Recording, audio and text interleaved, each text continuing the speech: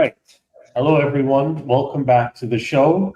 This is James Parris, and today we have a very special guest, Jason Roberts. Jason, how are you doing today? I'm doing well. Thanks for having me. Jason, to just start this show off, can you kind of tell me who you are, what you're about, and what your message is overall?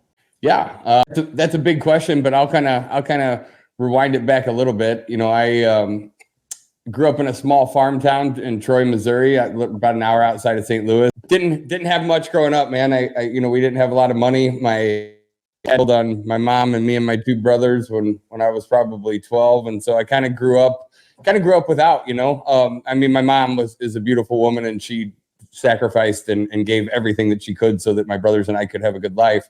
But I think in that, it's kind of what shaped me and gave me a lot of the drive that I have to push. I hated seeing my mom sacrifice, and so even from a young age, I'd try to find jobs and try to find things to bring in money. So I think that's kind of what gave me, I don't know, maybe gave me my work ethic or gave me my entrepreneurial drive, and it also kind of empowered me to want to help others. And we saw a lot of pain, we saw a lot of sacrifice, and so I think it's really what's been, it's what led to a lot of my different business success, but it's also what kind of empowered me to help others and just give in any way that I can.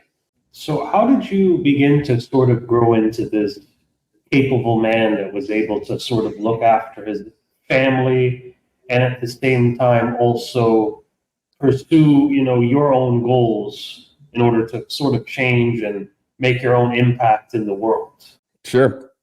Well, I think part of it was luck, and part of it was a lot of hard work, and I guess in that too was a lot of mistakes. My mom told me when I was 18, you either got to get a full-time job or you got to go to college, one of the two. But I can't support you, as an adult. And so I enrolled in college, and the first job I got was at a collection agency. I don't know how many of your listeners have done that job before, but I spent, 8 to 10 hours a day calling on people that hadn't paid their Discover card bill in 6 months to a year, or their Citibank card, or whatever it was. And I remember even then, I was going to college full-time, going to school, going to work full-time. And it wasn't a pleasant job, but I made like $70,000 my very first year there at 18 years old. And so I'm kind of looking at it like, I didn't have any role models. I didn't have anybody that I really looked up to. I didn't have entrepreneurs in my world where I grew up. And, but at the time I was thinking, I'm already making $70,000 a year. All my buddies are at Mizzou. They're getting a 4-year degree, and they're hoping that when they graduate, they can make, that they can land a job that's paying half of what I was already making. And so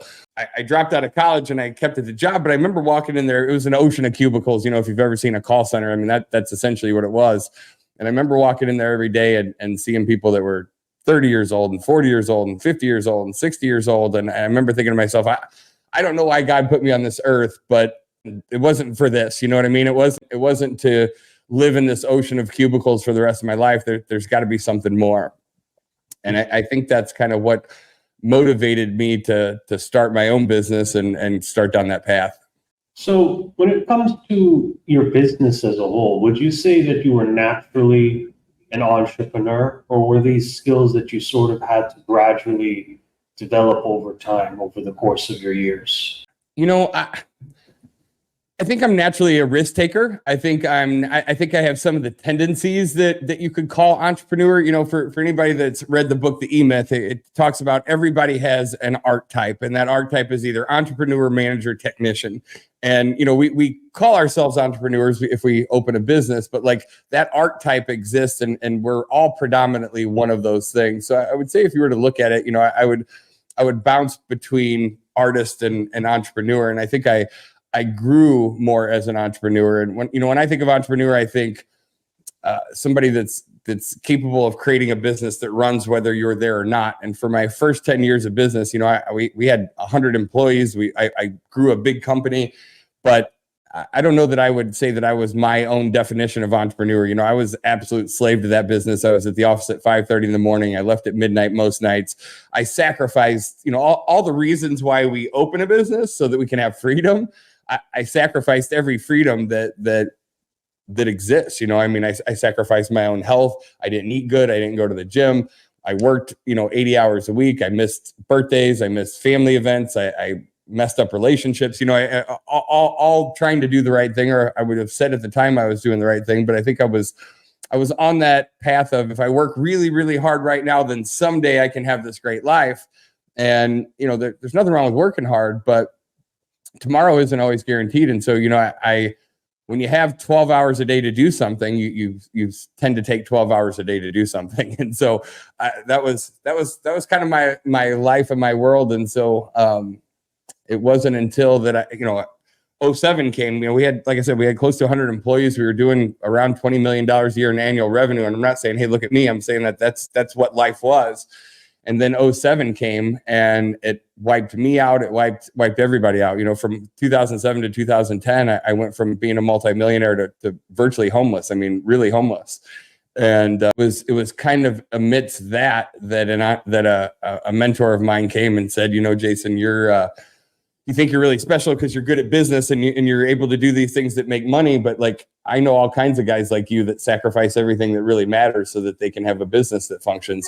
He said, what would be really impressive is you could build, if you could change more lives, if you could help more people, if you could build your businesses even bigger in 3 or 4 hours a day, as opposed to 12 hours a day. Now that would be impressive. And that was really kind of what shifted me into really becoming an entrepreneur, even though I had created businesses up until that point.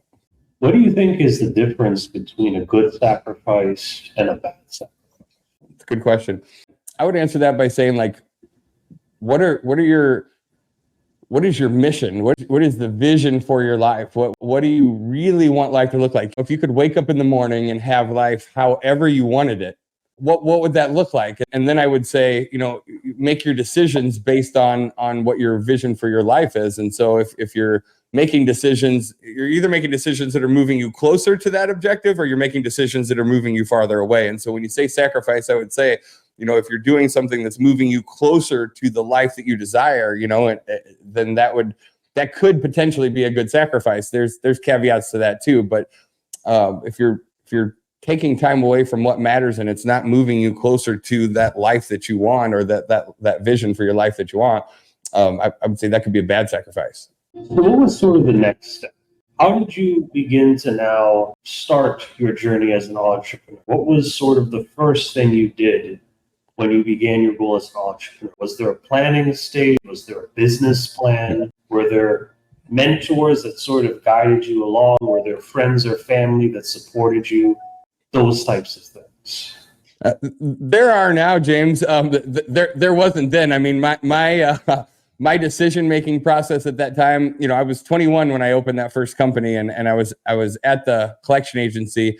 And one of the guys that I worked with at the collection agency, he left and he got in the mortgage business. He made really good money, made well into the 6 figures his first year, and he was telling us about it. And I mean, as a 20-year-old kid at the time, 19-year-old kid at the time, I remember, my decision-making process to become an entrepreneur was $200,000 a year is better than the 70 grand that I'm making right now. And helping somebody buy their first house sounds like more fun than calling somebody on their delinquent Discover card. And so I called down to the state of Missouri and I said, hey, what does it take to open a mortgage company in Missouri? And they said, we'll send you the packet. And they sent me this big, thick packet in the mail. And I spent a couple of weeks going through it. And there were 2 things that I didn't have out of everything that it required. You got to remember, this was year 2000. So the rules and regulations around mortgage companies and banks were drastically different than they were now. But the 2 things that I didn't have was 50 grand in cash. They were only required $50,000 in liquid cash reserves and $1 million surety bond. And what I didn't know at the time is the surety bond's pretty easy to get if you have decent credit. So it was really the 50 grand in cash. So I spent that next year from age 20 to 21, saving up 50,000. I mean, I live like a hermit. All my friends are going out and partying and having a good time. And I'm just staying home trying to save every dime that I can. And on April 15th, 2001, that was my last day ever working, working for someone else. But to say I had a plan, man, I woke up that first day in the spare bedroom of my condo. We didn't have an office, didn't have anything. It was just me. Excuse me. And I had this weight on my shoulders of, oh my God, what did I just do? I spent that whole year trying to figure out how to open this business, and I spent very little time. I didn't know how to run a business. I didn't even know how to take a loan application. And here I have already quit my job, and I have bills, and I have all these things. But I think we as human beings, we tend to take action. When they say when someone is either faced with dying or succeeding, they tend to succeed. And that's where the burn the boats, comes from. And so I didn't have a choice, I mean, I had to figure it out. It's some of the hardest people that I coach or consult are people that have, golden handcuff jobs, 6-figure corporate America jobs. And that check comes every other Friday, whether they exert a ton of energy or not.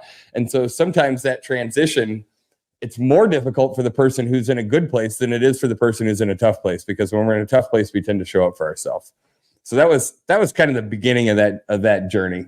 So when you were sort of living like a hermit, as you would say, what important lessons did you sort of learn when you were cutting back on costs? Were there any certain types of financial skills you learned?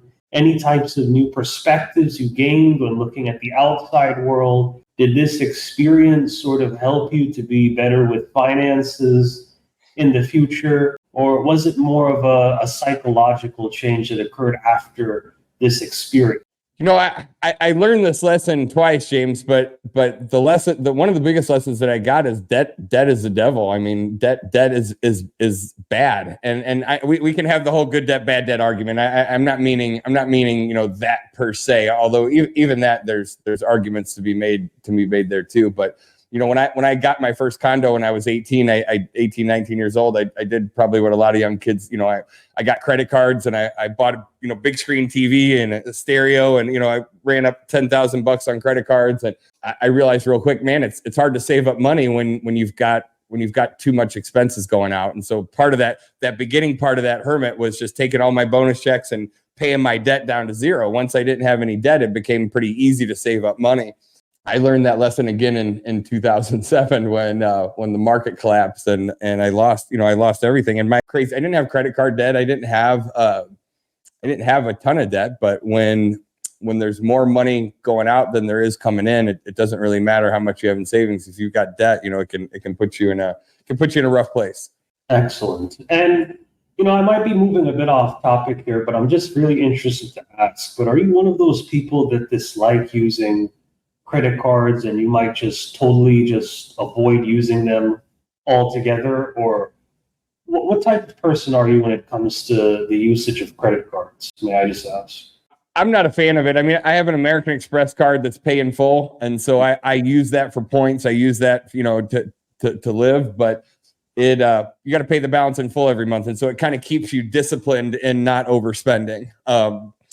When I got wiped out, I did not use any form of credit for 10 years. Nothing, not any credit at all.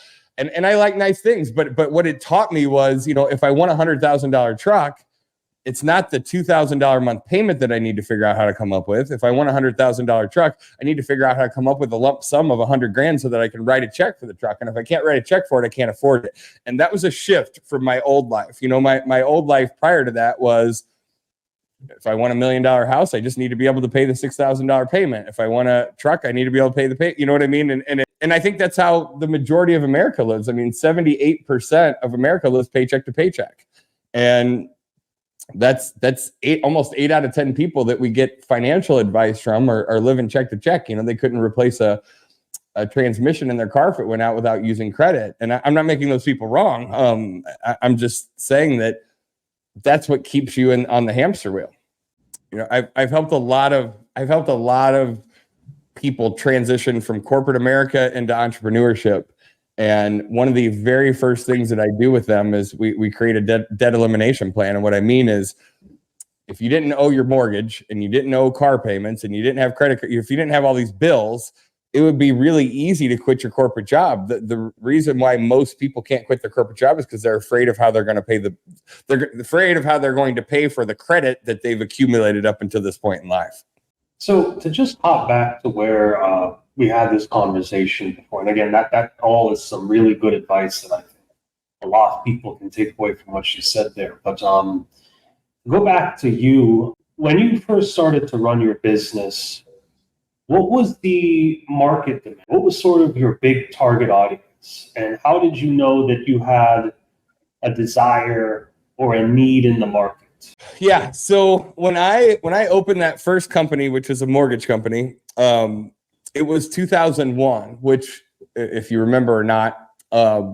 That was kind of the beginning of when interest rates really started to drop. And really, honestly, for the since 2001 until now, interest rates have been low, really. I mean, that was kind of the beginning of when you saw interest rates go from 8 to 7 to 6 to, you know what I mean? Like, that was the beginning of it. So if you just showed up to work and worked kind of hard, you could make good money because interest rates were dropping and the whole United States was refinancing as a whole. But I remember, even being 21, I remember thinking at the time, like, what if interest rates go up? Okay, great. Interest rates are low right now, but like, are we going to base our whole business model off of a shift in the market? That seems kind of crazy to me. And so my focus became purchase money, doing loans for people that were buying houses, because people buy houses whether interest rates are 12% or whether they're 2%. People buy houses. Like, that's just part of our economy. And this is also a really good lesson in business, because one of the guys, like, I don't know if he was a mentor or not, but an associate that worked at a different company, I said, well, how do you get realtors? How do you get realtors to send you business? And he said, well, you take rate sheets and you get a box of donuts, and every Friday you go around to all the different real estate brokerages, all the different realtor offices, and you bring them the donuts and you give them your rate sheets. And eventually, after you do that for a while, they'll throw you a bone. They'll give you a try. And I remember thinking to myself, like, that seems horrible. Like that. I mean, I feel like a beggar. I feel like I'm running around begging people to give me a check. And it just seems crazy to me. And that was really kind of what taught me that if you want to ask somebody for something, that's okay, but make sure you're giving them something of value first. Like if you're giving somebody something of value, you have the right to ask for something in return. But if you're not giving anything, then you're a beggar. And so I actually hired Tom Ferry, who is now probably one of the biggest realtor coaches in the country. But I hired him as a loan officer to coach me on how to be a top producing realtor. And he taught me all this really cool stuff. And then I would hold this meeting once a month, and I'd invite all the realtors in the community. They could come for free. And I would teach them what Tom Ferry just taught me. And so I helped this whole community of real estate agents grow their business exponentially.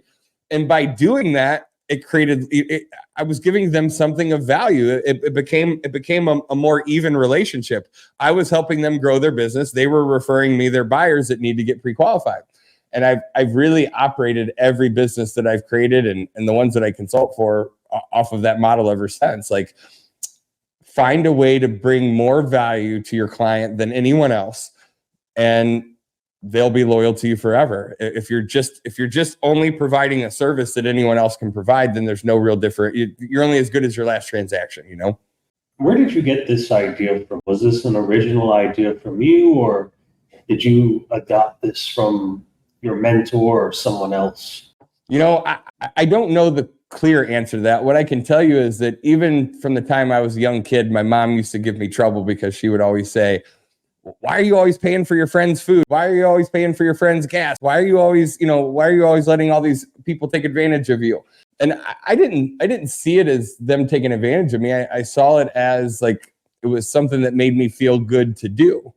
And so I think it was probably that, plus mentorship, plus, just seeing how the world works and understanding that when you do more for others, people will tend to return that favor and do for you. And I saw this whole culture, at least in the loan officer business, of just, they were just trained to go run and beg realtors for loans. And so it just made sense to me of like, just in life in general, right? Like, if somebody does something for you, try to find a way to pay them back, try to find a way to do for them. And so it just kind of made sense from a business standpoint of like, I don't really have the right to ask these real estate agents to just refer me all their buyers. Like, what, you know what I mean? Like, why do I even have the right to do that? But if I'm actively helping them grow their business, if I'm taking an agent from 2 million a year in revenue to 10 million, I don't even have to ask them to send me their business. They're going to want to send me their business because I'm actively participating in theirs. And that to me felt more like a partnership. That to me felt more like a relationship, as opposed to a one side, this person is the holder of all the value, and this person, I guess I adopted it. I learned at an early age. We get paid in life by the value that we bring. And if you want to get a raise at your corporate America job, if you want to earn more money in your business, if you want whatever, find a way to bring more value. Find a way to bring more value to your client. Find a way to bring more value to the world, and your income will increase. People talk about living wage jobs and all the stuff that's going on with McDonald's and this and that. And I understand, like, we all got to start somewhere. But I don't know that the person that's doing the French fries at McDonald's, I don't know that was meant to be a job that should support a family and that kind of, and I'm also not discrediting that, because I had that job when I was in high school too. I'm just saying that if we want to get out of that, if we want to find a way to increase from that, we've got to find a way to increase more value. You know what I mean? We got to find a way to bring more value to whatever it is that we're doing. So what would you essentially teach the people you were working with? Would you teach them how to also bring value when running their real estate businesses? What exactly were you offering to these people to make it maybe less traditionally, as you would put it? In that first business, I mean, what I was really doing is I was learning. The coach that I worked with taught me as a realtor, which I was not a realtor, but they taught me as a realtor how to generate more business, how to generate more leads, how to make the phone ring, how to market correctly, how to increase inbound response. And so I would then in turn teach that to the whole community. We had this meeting once a month. It started out with 20 or 30 agents, and within a couple of months, there was over 100 people that would come every month to my office. I just held this free meeting, and I coached them for free. I taught them how to prospect better. I taught them how to have sales conversations better. I taught them how to lead gen better. I taught them, everything that I could possibly teach them to grow their realtor business. That's essentially what I taught them. Excellent. And as you continued running this business, how were the growth stages? How did this business begin to scale over time? And as this business started to scale and grow more, what types of adjustments did you make? What did you do specifically to deal with that change? It grew fast, James. I mean, it was every day that we came to the office, there was more demand than there was the day before. So, we went from the spare bedroom in my condo to an office with 20 or 30 people. And then we had to knock out the wall and get the space next to us. And then we expanded into there, and it grew. I was in my early 20s. I had no professional business training. And so to say that I grew it eloquently would probably not be honest. I mean, we just worked hard and grew. And then I kind of got into my first experience ever, like going to an event or learning from somebody else. And I learned real quick, like, I don't really know what I'm doing. I can outwork most people, but I really don't know what I'm doing. I've never run a mortgage company before. I've never run a bank. I've never run a business. The majority of my employees are old enough to be my parents. And I need to figure out how to lead them better. I need to figure out how to grow better. And I went to this event in Las Vegas. It was a mortgage event, but like Tony Robbins was there. A lot of Stephen Covey was there. A lot of really cool, influential people.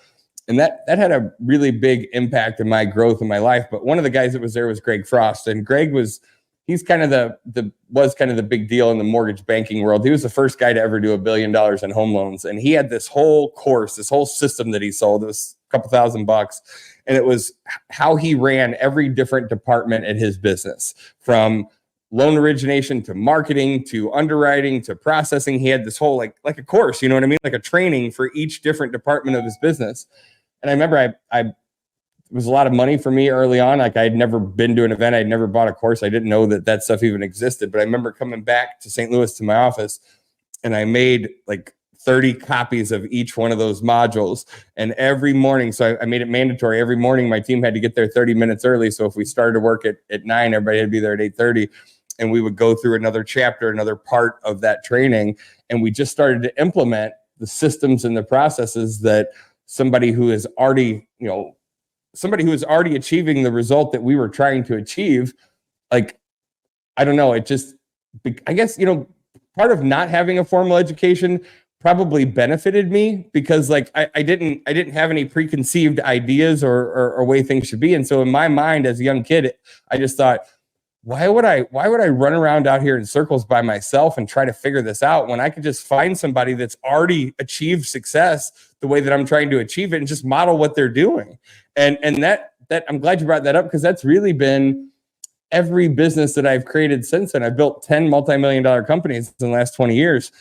Every single time, the first thing that I do is I go and I find somebody that's already succeeding at a high level in the area that I'm trying to succeed at, and I hire them. I mentor under them. I do something to become in their sphere so that I can draw from their knowledge, from their experience. 90% of new businesses fail within the first 5 years, and 10% succeed. Well, there's a model. There's a predictable model for the ones that succeed, and there's a predictable model for the ones that fail. I just want to figure out what the ones that are succeeding are doing and do that.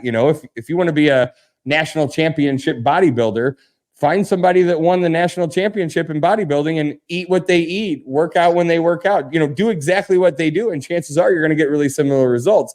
If you just go to the gym and try to figure it out on your own and screw around with the weights, you might get stronger, you might get more fit, sure. You also might not. You might give up and quit, who knows?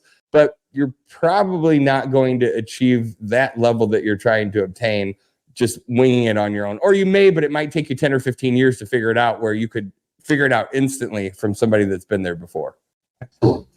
And, this is kind of going into the next question, but what was the easiest type of business that you've grown? And what was the hardest type of business that you've grown? Good question. 2.5 years ago, we bought a 94-bed assisted living facility. And I will tell you, that has probably been the hardest business that I've ever been involved in. I don't know if it's that business specifically, or if it's a combination of that and the world that we live in right now. I've never found it hard to find good people. Not that good people just fall from the sky, but I've never found it super hard, to find good people. And I don't want to stereotype, but people don't want to work anymore like they used to want to work. Like there's just a different mentality around working. And I don't know if COVID caused it.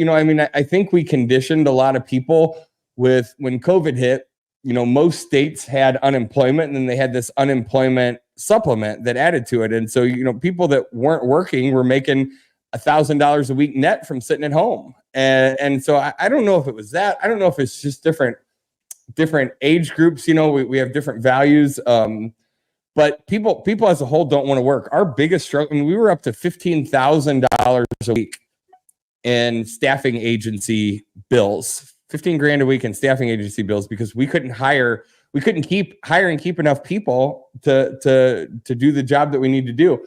So we actually had to hire a full-time person, and we only have like 45 employees at that company. So I say only, that's a lot, but it's also not a lot in the scheme of like people that have thousands of employees. But we had to hire somebody full-time, and their only job is just to run employment ads, interview people, and bring them in. We interview 10 to 15 people a week, every single week. And if we don't, we'll get wonky real fast. I've never had to do anything like that, man. I've never had to, we've always had to hire. You always have to upgrade your team. We've always had to replace people that weren't doing a great job, but it was never in a capacity where, I don't know. It's just a weird climate right now. So I would by far say that was the most difficult. So I think we also talked a lot about that too. But when we talk about letting people go, firing them, that always is a difficult thing. And there's this old saying, what was it? Hire slow, fire fast. Do you subscribe to that really, or how do you deal with that type of thing? So I say this in a lot of different trainings that we do. I don't disagree with that, but my motto is quick to hire, quick to fire. And the old mantra is slow to hire, quick to fire. I'm quick to hire, quick to fire. And here's why. Every single person that applies for a job applies with what? They give a resume. And what is the resume? The resume is their sterling account of what they do and what they don't do. And essentially it's a fictional story. Some of the parts might be true, but it's a fictional story. It's their fictional story of what they're good at, what they're not, what value that they're going to bring. And I would hope that that would be the case, but it's not. And so why I say quick to hire, quick to fire is because you never really, and don't get me wrong, there's a lot of different things. We use personality profile testing, Myers-Briggs, strength finders, Colby Index. There's all kinds of cool things that you can use to give you a better idea of who might be a good fit. But at the end of the day, there's just so many variables. And until you put that person in that spot and see how they do, you never really know. So that's why I'm saying quick to hire. If they look good, if they sound good, if they feel good, get them in the spot and see how they do. You'll know real quick. You'll know real fast if they're if they're in the right seat on the bus, if they're the right person for the position. And if they're not, quickly make them. I mean, one of the biggest things I work on with any business consulting that I do is people take infinitely longer to get rid of somebody who isn't good than they should. And it's hard. I'd say like firing somebody is never easy, but it gets easier. It's never easy, but it gets easier. And it's never fun. Still to this day, it's my least favorite thing to do, but I've changed my mindset around it. And now I think about it like the quicker we get rid of a problem person, the faster we're able to upgrade our team with somebody awesome. You know what I mean? It would be like, if you had a professional basketball team and you had a high school kid as your center or whatever, and you were able to get a Michael Jordan. And as soon as you got rid of the high school kid, then MJ can come in. But until you get rid of the high school kid, you gotta try to win a championship with a deficient team. And so I've just conditioned myself to kind of be, not to be excited to fire somebody, but to be excited around being able to upgrade. Like, oh my gosh, could you imagine, like, we're doing this good with this C player in this spot. How awesome would our company be if we could have a rock star in this place? And then I get excited about bringing the rock star in, and that makes it easier to get the other person out of the way. One of my mentors that coached me, he really struggled with terminating people. And so he rented office space from me. But I had to fire one of his employees one time, and it was that kind of whole lesson of he'd come over and he'd say, "Man, I just don't think this Melissa girl's working out. I don't think she's going to be able to make it." And I said, "Sean, then you need to get rid of her." And he's like, "Yeah, but I've been out of town. I haven't really been here to train her. She's only been here 2 weeks. I'm going to spend some more time with her." I'm like, if you already feel this way, here's what I tell anybody that if you're questioning whether or not you hired the right person. If you bring this person on and you and I have a conversation 2 weeks later and your response isn't, "Oh my God, I can't believe I ever had this business without this person. They're amazing. All this good." If you're not like, if you can't believe how amazing this decision was, then it's probably the wrong person. And people have all kinds of conflict with that. Well, like, yeah, but what if you didn't train them? Training's important, but like, the right person figures it out. The right person figures it out. And I've literally had thousands of employees, thousands. And so I'm not saying, "Hey, look at me." I'm just saying that I've screwed this up enough to know that when you put the right person in the right place, a week or two after making that decision, you're going to come to me and say, "I can't believe we didn't do this 5 years ago." Anything other than that response, it's probably the wrong person.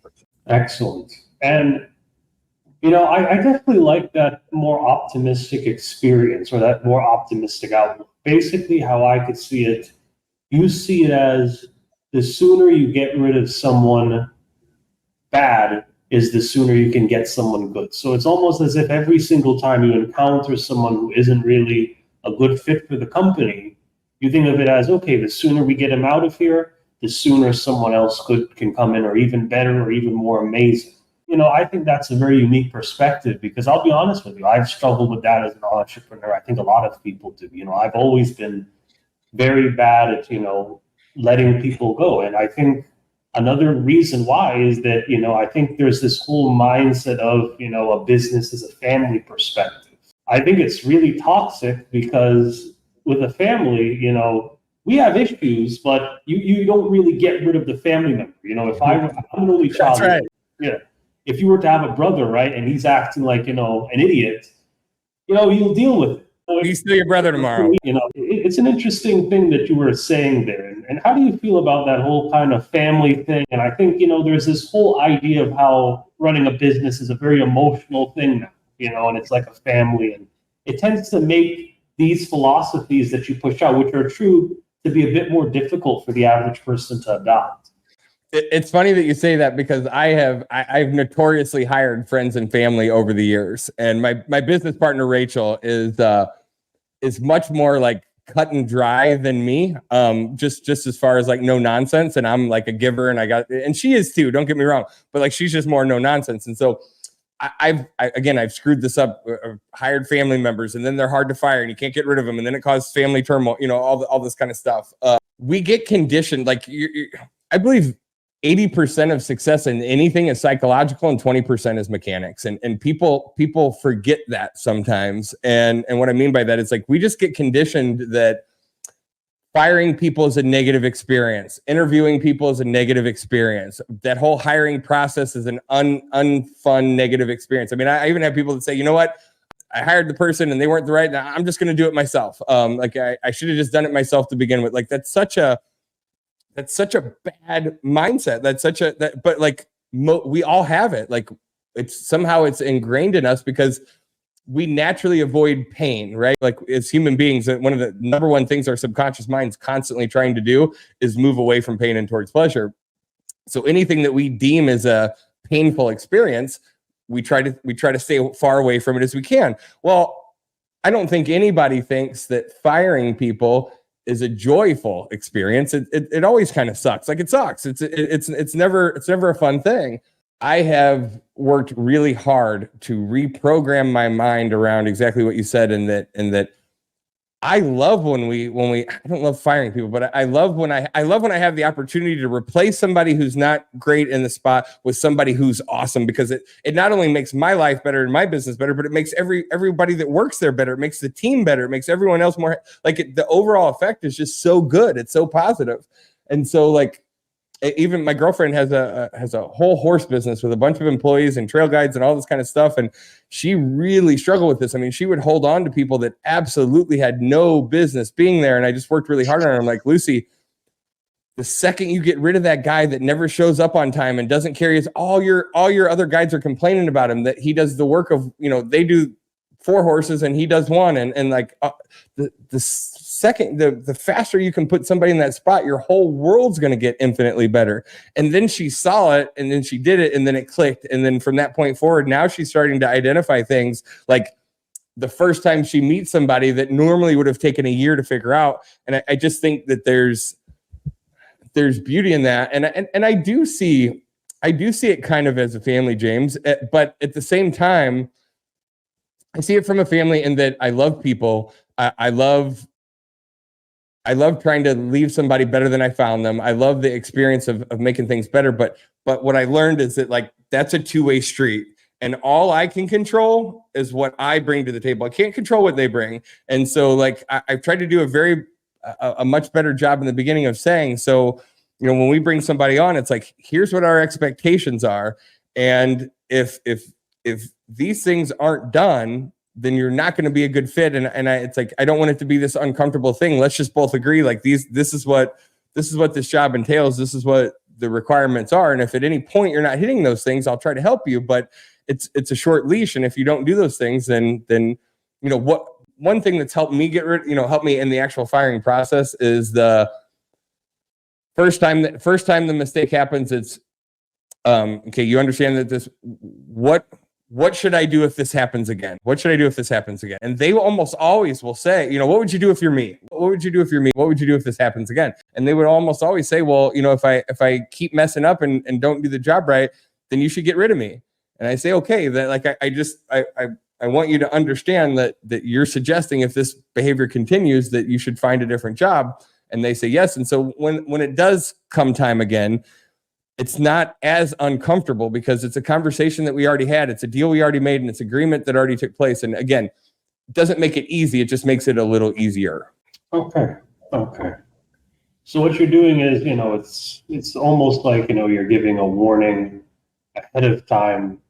And then after that warning is done, they're like, okay, we get it. So it does make it a lot easier. This is definitely a very, very, good discussion.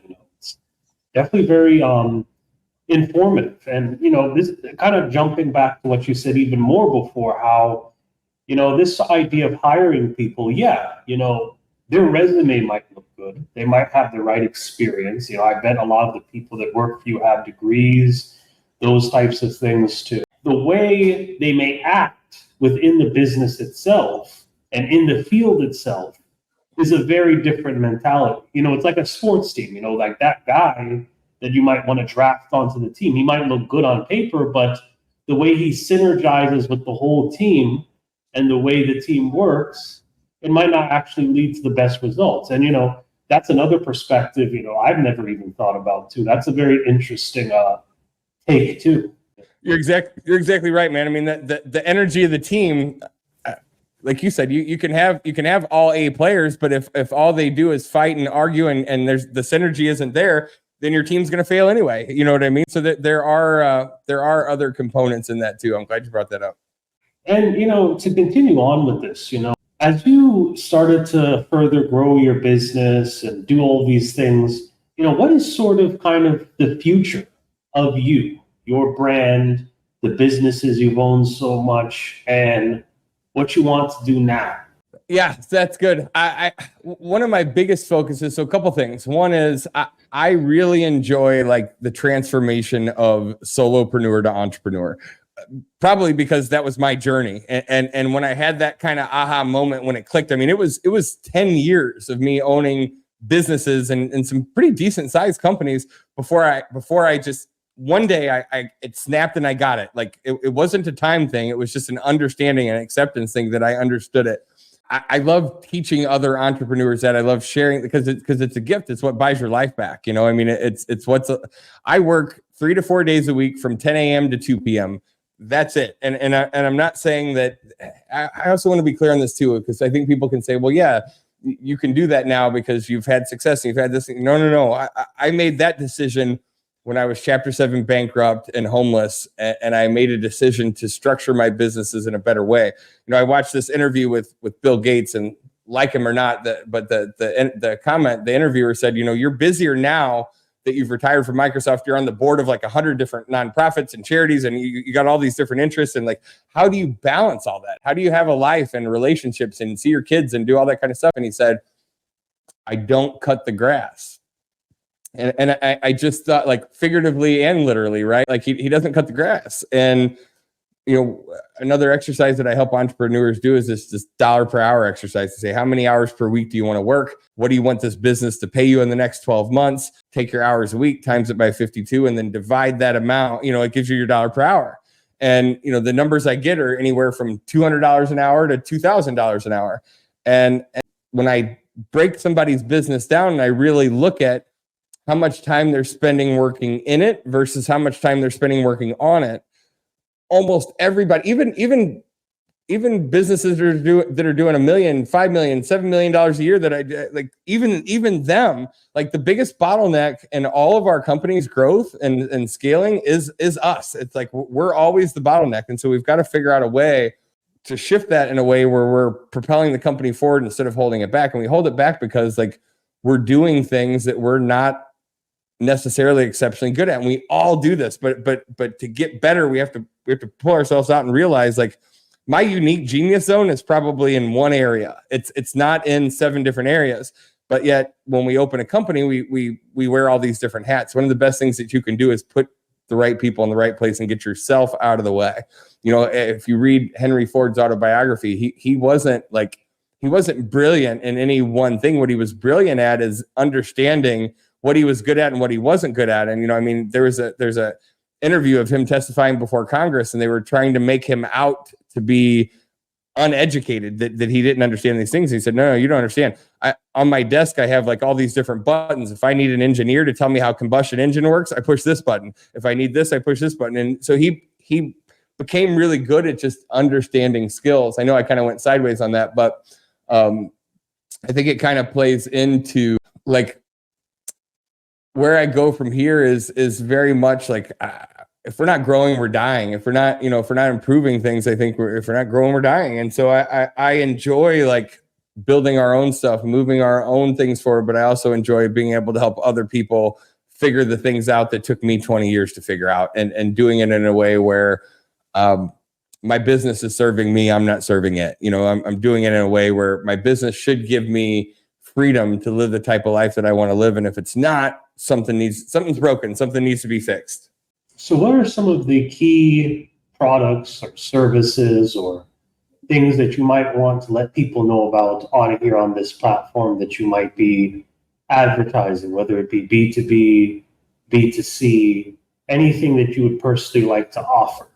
Yeah, one thing that I will tell you is that people come to me because they want to level up their business, right? And I kind of mentioned it earlier, but when you've been around success and failure for 24 years, you start to see patterns. You start to see patterns of success and what I would call patterns of failure. And it becomes like almost like a doctor, you know, when you go into your doctor's office and you say, I'm sneezing, I got a headache, and my throat hurts.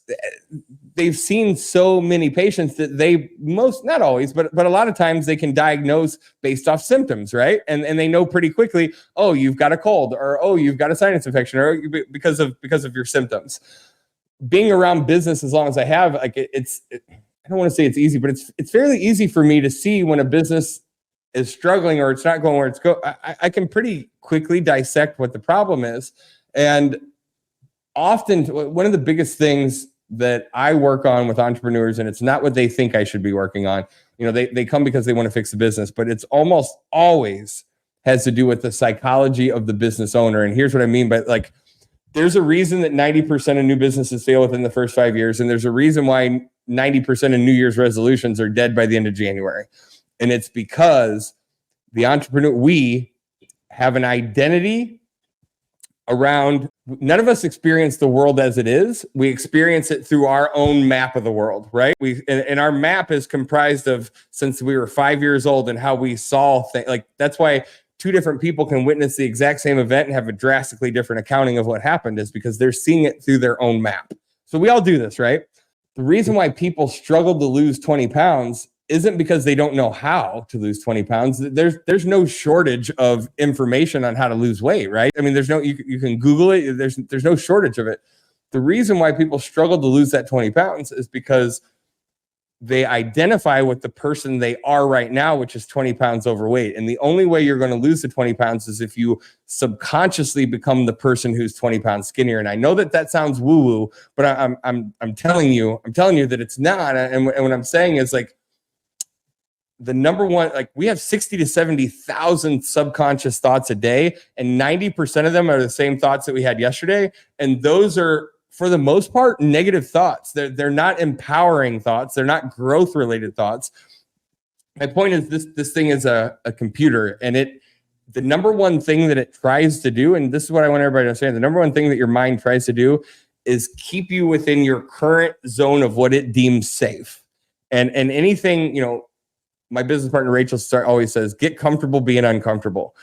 Do something every day, every week that makes you uncomfortable, because you're expanding that comfort zone. You're growing. And until you can identify as that person, I've got a client right now that owns a construction company in Texas, and he does phenomenal work, but he's trying to get to a place where he's not wearing all the different hats. And the problem isn't marketing. I mean, we've done a lot with his marketing. We've done a lot with his systems. We've done a lot with his processes. But the main thing that we did is reprogram his identity, because he believes the reason why he's a two-man shop is because he believes that that's what he's supposed to be. Even at a subconscious level, he believes that that's all he's capable of, or that's all he's worth, or that's all he knows how to do, or that if he does this other thing, he's going to feel pain.